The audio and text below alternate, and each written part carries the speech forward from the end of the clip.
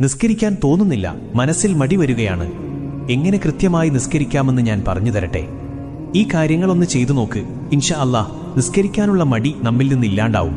1. Bank കൊടുക്കുന്ന സമയം നമ്മൾക്ക് തോന്നും ഇനിയിപ്പോൾ നിസ്കാരം പിന്നെ ആക്കാമെന്ന്. ആ ചിന്ത വരാതെ നോക്കുക. അങ്ങനെ വന്നാൽ ഉറപ്പിക്കുക ശൈത്താൻ നമ്മെ പിഴപ്പിച്ചുകൊണ്ടിരിക്കുന്നു എന്ന്. 2.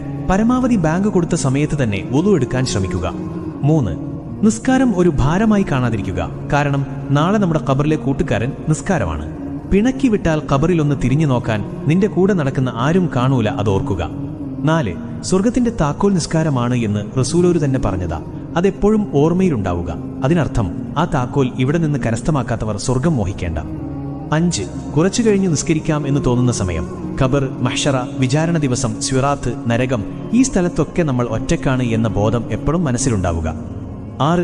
പിന്നൊന്ന് ഉറപ്പിക്കുക, നിസ്കാരം ഉപേക്ഷിച്ചാൽ ഈമാൻ കിട്ടി മരിക്കൂല, ഈമാൻ കിട്ടാതെ മരിച്ചാൽ നരകം ഉറപ്പിക്കാം, റബ്ബ് കാത്തുരക്ഷിക്കട്ടെ, ആമീൻ. 7. എപ്പോഴും ഓർമ്മയിലുണ്ടാവുക, ഈ വഖത്ത് ഒഴിവാക്കിയാൽ ഒരുപക്ഷെ അടുത്ത വഖത്ത് ഒഴിവാക്കാൻ നീ ഉണ്ടാവില്ല എന്ന്. നിസ്കാരം ഒഴിവാക്കുന്നവർക്ക് ആയുസ് കുറയും, ദാഹിച്ചു മരിക്കും, ഖബറിൽ തീ നിറക്കപ്പെടും, സ്വർഗത്തിന്റെ വാസന പോലും കിട്ടില്ല. 8. എപ്പോൾ നിസ്കാരം ഒഴിവാക്കണം തോന്നുമ്പോഴും ഓർത്തോ, നീ നിസ്കാരം ഒഴിവാക്കി സമ്പാദിക്കുന്നതൊന്നും നിനക്ക് ഉപകാരപ്പെടില്ല, നഷ്ടങ്ങളല്ലാതെ. 9. റബ്ബിനോട് ഇടയ്ക്ക് ദുആ ചെയ്യുക, മനസ്സ് നന്നാക്കി തരാനും നിസ്കാര